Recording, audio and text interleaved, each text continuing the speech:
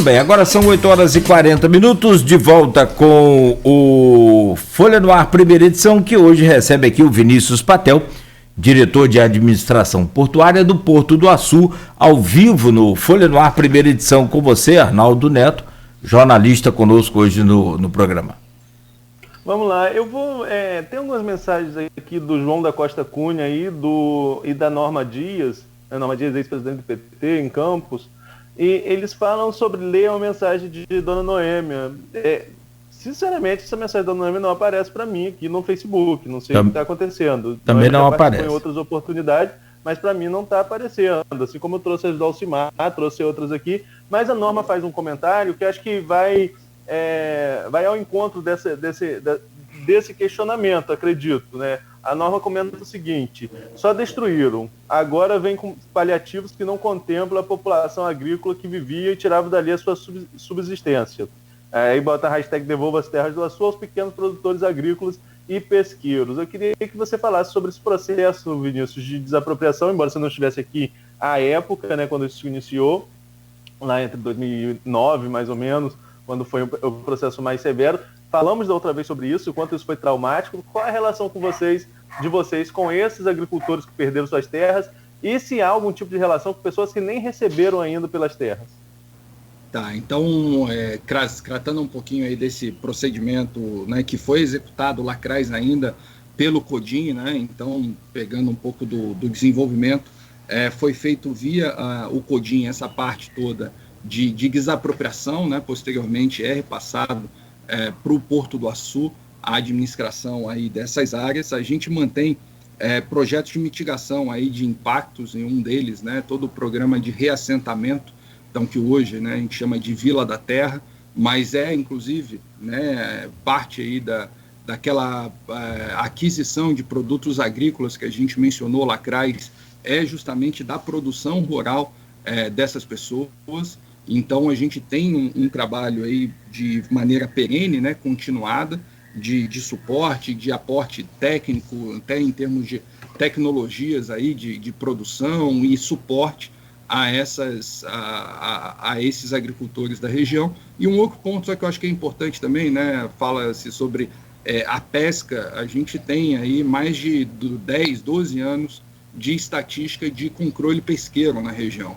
E os números mostram que a gente tem, né, um nível aí de aumento até dos volumes pescados, né? Então, é importante a gente ver aí, tem uns fóruns, a gente participa do fórum aí da Bacia Hidrográfica da região, a gente participa junto a diferentes ambientes de discussão e a gente vai estar sempre aberto para trabalhar no melhor entendimento, né? Existindo dificuldades, a gente vai ver formas de tratar o assunto e desenvolver de maneira conjunta, mas hoje o que a gente tem são programas justamente de minimização de eventuais impactos que aconteceram lá atrás e programas que são comprometidos em fazer com que essas pessoas tenham, acima de tudo, aí, suporte, né, dentro do sistema de reassentamento que foi feito e é hoje o Vila da Terra. A gente vai continuando aqui, tinha até uma pergunta no grupo com relação a isso, do Flávio Mussa Tavares, mas acho que é importante, de maneira geral, quais são as perspectivas do Porto para um período pós-pandemia? Quais são os principais projetos que devem destravar, ou pelo menos avançar com maior velocidade num cenário de pós-pandemia? Eu diria, o pós-pandemia é sempre um pouco complicado, né? A gente está vendo de seguir ainda com pandemia, né? Tendo pandemia ou não, a gente continua avançando, e isso veio a público aí recentemente. Então, tem lá os projetos vinculados a Superpetróleo que foram anunciados, então mais de 2 bilhões de investimento, com todo o desenvolvimento de um parque de tancagem, um sistema dutoviário também vinculado a ele. Então, é um projeto que é de grande porte, é um projeto que é transformador para a região, e é um projeto também que é importante que a gente diga que ele mexe no desenho até mesmo de distribuição de royalties, porque são mais investimentos vinculados a óleo e gás aí na região. A gente sabe que ao longo do tempo, com todos os investimentos que a gente vem fazendo, gera, né, um recálculo lá feito pela ANP, então é mais uma contribuição aí desse projeto, e que a gente está agora avançando aí nas fases de licenciamento para desenvolvimento aí desse projeto. Então, se tiver sem pandemia, fantástico, a gente vai conseguir desenvolver isso com maior velocidade e tendo, né, o que a gente quer acreditar que é uma vida normal. Mas, se não, é um projeto que a gente vai seguir independente da forma, né, de saúde ou sistema epidemiológico aí que a gente tiver, adotando medidas adicionais se necessário, senão a gente vai desenvolvendo. E o outro, também conhecido, e a gente já falou várias vezes, continua, né, como um marco muito firme para a gente, o início da GNA2 esse ano. Então é algo que a gente vem trabalhando, né, e dentro do Porto, a GNA é a empresa responsável aí por esse empreendimento também. Então, eu acho que é mais um vetor muito, muito forte para o desenvolvimento, além de projetos que estão acontecendo no Porto, né? Trago aqui um que chama Spolbase, né? Mas é uma planta industrial aí da Tecnip de fabricação de linhas rígidas, que foi feita aí toda a obra nesse período de pandemia, fazendo agora a parte de comissionamento e fabricação. Então tem uma outra planta com uma metodologia, né, com uma finalidade parecida, que também foi anunciado aí de outro player do mercado, junto com a Domi, que é um dos terminais instalados lá. A gente tem as próprias iniciativas, né, vinculadas aí ao terminal de multicargas que nós falamos, e seguimos, né, operacionais, ativos, e buscando o desenvolvimento aí de novas áreas, de novas indústrias para o Porto. Essa questão da GNA sempre gera muito assunto, e o Congresso, enfim, destravou aí o marco regulatório do gás, né? A nova lei do gás. Na sua opinião, o quanto isso favorece o ambiente competitivo para a GNA? Eu vou falar que esse é um dos pontos, né? A gente tem algumas pessoas, né, que são fundamentais aí lá na estrutura nossa aí de aprovação dessas leis. Então a gente teve o Ganime, teve o Cristino Auro muito envolvido, e são ainda porta-vozes, né, desse novo marco, e eu diria que é o elemento talvez mais transformador dessa nova etapa aí do desenvolvimento do óleo e gás. Então é algo que a gente tem que olhar com muito bons olhos, porque uma das áreas que será beneficiada é a nossa região, é o Norte Fluminense. Então gera potencial enorme, não só para a produção térmica, mas também para outros tipos de indústria, como a gente já falou. Isso aí abre perspectiva para produção petroquímica, para produção de químicos especializados, né, onde você entra na cadeia até dos fertilizantes. Então tem uma série de desdobramentos que é muito positivo para a região, para o Açu, né, e para o Rio de Janeiro como um todo. Sobre essa questão da tancagem, Nogueira, você tinha alguma pergunta para fazer também? Pois é, então, tem um anúncio já feito agora recentemente até pelo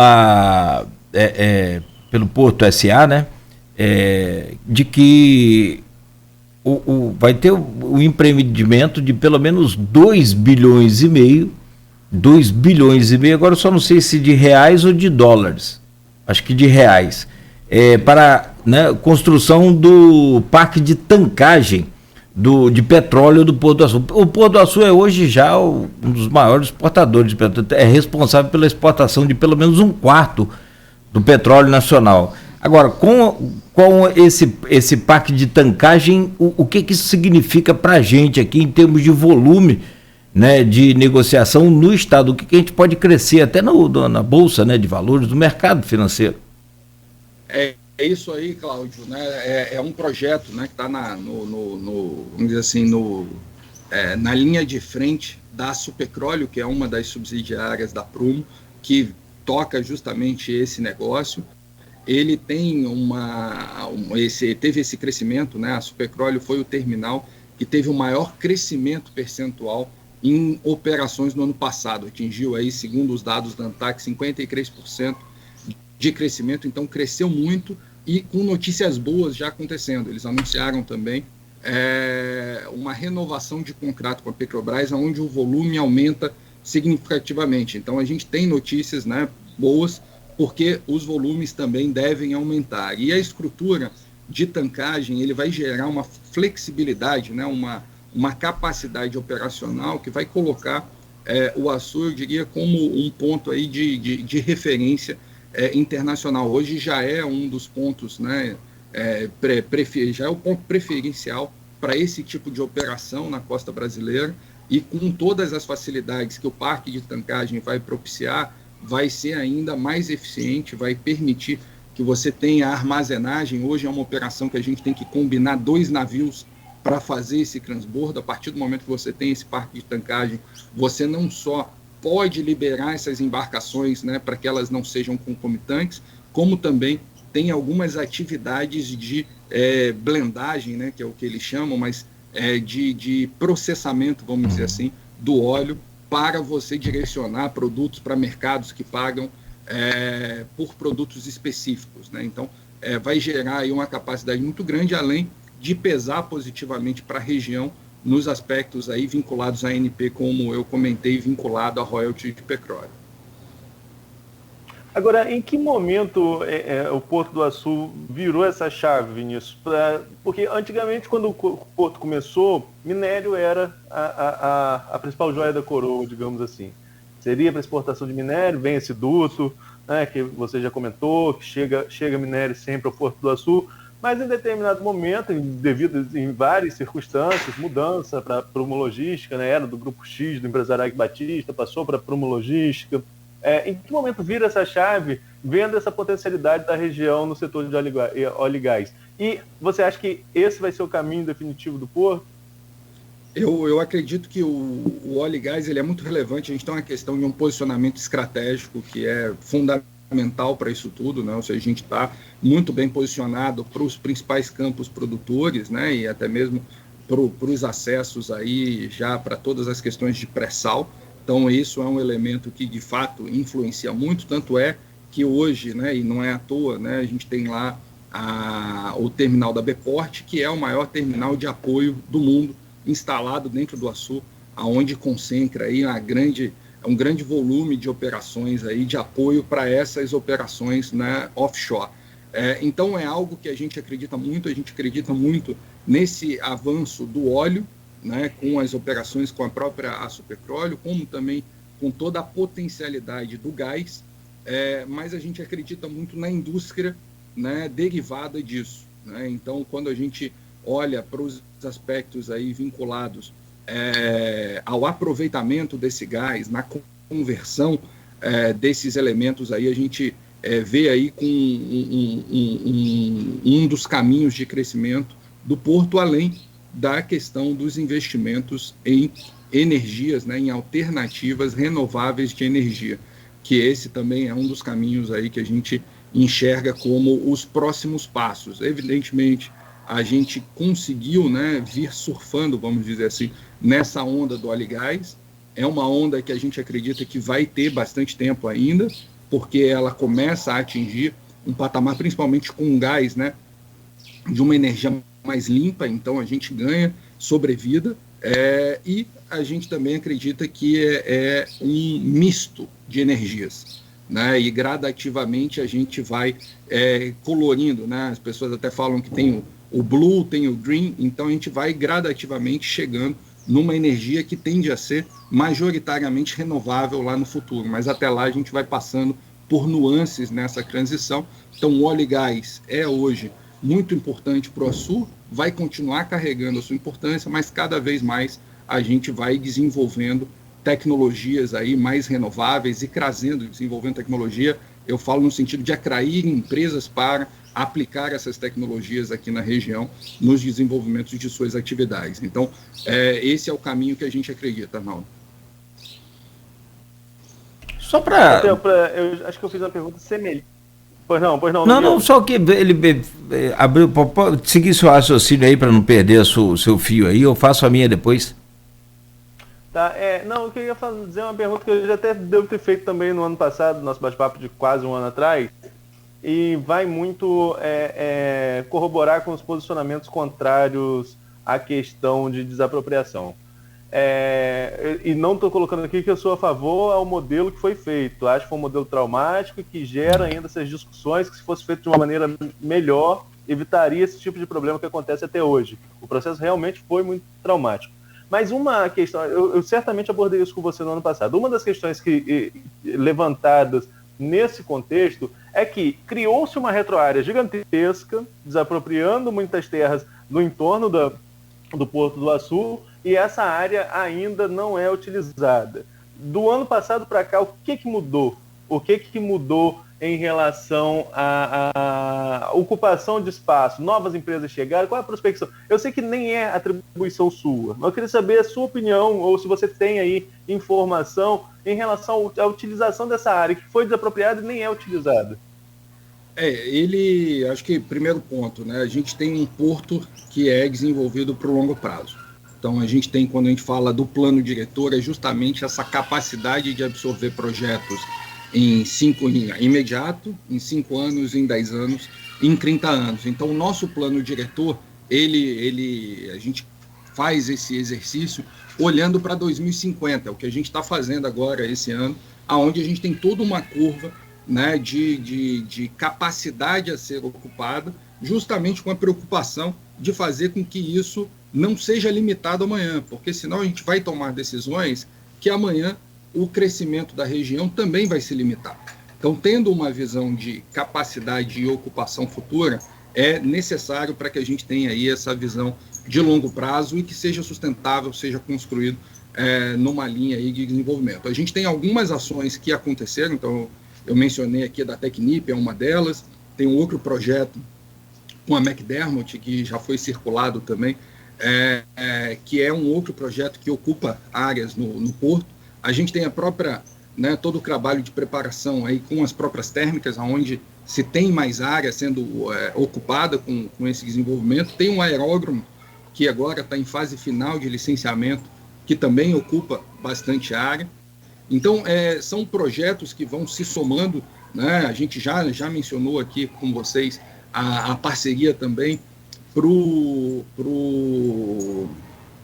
desenvolvimento da mini refinaria, também é um projeto estruturante e que tem sua relevância. E quando a gente fala dessas parcerias, do que a gente está estudando, tanto para a planta solar, né, junto com o Equinor, tanto com a planta de hidrogênio verde, junto com o FMG, que é um grupo australiano, a gente está falando de uso massivo aí em termos de área, né, uma grande extensão, e que a gente acaba habilitando a região para receber um projeto desses por ter área. Porque são projetos que são amplos, são projetos que a gente precisa respeitar até um distanciamento com comunidade, e a gente só consegue fazer essa melhor formatação a partir do momento que a gente consegue dimensionar e organizar a melhor forma de desenvolver. Então, dentro do nosso plano diretor, que eu falei que é uma ferramenta viva, e a gente revisita isso de tempos em tempos, que respeita o plano diretor municipal, respeita todas as questões ambientais que estão vinculadas de planejamento e desenvolvimento da área, a gente trabalha para ter, né, essa curva de longo prazo com as diferentes ondas aí de ocupação do porto. Então, evidentemente, nós, mais do que ninguém, gostaríamos de estar com os 90 quilômetros quadrados ocupados, mas é uma questão que depende de mercado, depende de momento para que isso aconteça, e que, sim, está dentro de um plano de desenvolvimento e construção, que a gente tem equipes aí altamente especializadas e dedicadas para fazer essa atração dessas indústrias aí para a região. Ok, Nogueira. Pois então, acho que a minha pergunta tem um pouco desse feed aí, tem um pouco dessa pegada aí. Não sei se dá para dimensionar, Vinícius, qual é a capacidade. Dizem que um porto, os especialistas falam que um porto está sempre em construção, está sempre em evolução e crescimento. Agora mesmo o Arnaldo levantou essa retroárea aí, importantíssimo falar sobre isso, mas assim, dá para dimensionar hoje o Porto do Açu 2021, ele está em pleno funcionamento, ele está na sua capacidade, ele está próximo, está 50%, dá para a gente ter uma ideia assim, pelo menos que, eu acho que, não sei se detalhada, mas pelo menos macro, né, da capacidade do porto. A gente, quando olha para áreas, né, de contato com o mar, né, que é um dos pontos que a gente vem trabalhando, a gente já tem cerca de 50% dessa área hoje já está desenvolvida, já está construída. A parte de recroárea, a gente ainda tem um caminho pela frente nesse desenvolvimento. Mas o que é importante a gente trazer aqui também, Cláudio, a gente tem cerca de 18 bilhões que foram investidos desde lá do começo, lá 2008 até 2021. E o que os nossos planejamentos aqui apontam para os próximos 10 anos?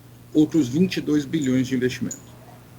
Então, e a gente só consegue fazer isso a partir do momento que a gente tem os elementos para fazer o melhor planejamento, quando a gente dispõe dos recursos e, querendo ou não, a gente faz toda uma gestão dessas áreas para permitir que esses investimentos aconteçam, gerem, né, a ocupação das pessoas, renda e reversão direta para a comunidade com o desenvolvimento desses empreendimentos, e por isso que é tão importante essa questão do relacionamento institucional, a questão de uma visão ampla do Açu, não só no Rio de Janeiro, como para o país inteiro, querendo ou não. É muito natural você imaginar que os órgãos federais, por exemplo, já estejam instalados no Rio, né? É um porto que opera ali há séculos. Outra coisa é o Porto do Açu, que começou e muito rapidamente já figura entre um porto de referência no país, e aí as estruturas de Estado têm que entender que a gente precisa de apoio, a gente precisa de presença, a gente precisa de priorização, né, para que isso continue nesse ciclo de velocidade, de crescimento nessa velocidade. Tá? Só um ponto que, se vocês me permitirem, pois não? Eu comentei da relação com as universidades e das palestras e tudo mais, eu esqueci de mencionar o nome do programa, que é o Conexão Açu. Então, dentro das nossas divulgações, aí, se quiser colocar também na internet, Conexão Açu, vai levar aí aos pontos aonde se tem essa plataforma de diálogo com as nossas pessoas aí que têm conhecimento específico, especializado nesses bate-papos aí com a comunidade e com as universidades também. Perfeito, Vinícius. Fechado aí, Arnaldo. Então, Vinícius, nosso agradecimento. Eu acho muito positivo essa participação sua. Aproxima bem aí o porto, de uma forma em geral, né, da população, né? E eu acho bacana você atender sempre aí essa demanda. Um grande abraço, bom dia para você, saúde, e obrigado aí mais uma vez pela participação. Obrigado a Fernanda, a toda a sua equipe aí.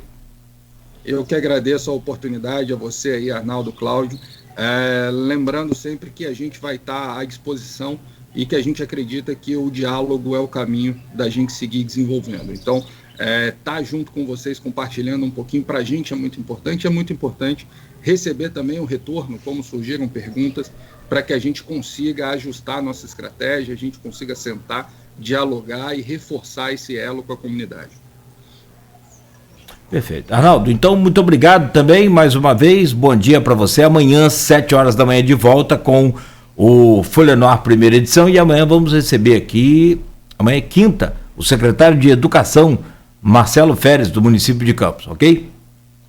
Exatamente, amanhã entrevista com o secretário de Educação, tem até a informação aí da retomada dos contratos dos profissionais de educação que foram suspensos no início da pandemia, um assunto que a gente vai tratar amanhã também com ele, até por isso não entrei nessa questão hoje, mas amanhã a gente aborda mais isso, e agradecer também ao Vinícius pela disponibilidade e a todos os ouvintes que nos acompanharam até agora. O pessoal também participando aqui do streaming, muito bom dia. Amanhã de volta às 7 da manhã, com mais um Folha no Ar, oferecimento dos laboratórios Plínio Bacelar e Proteus, serviços de saúde e medicina ocupacional, esse com a qualidade certificada ISO 9001-2015.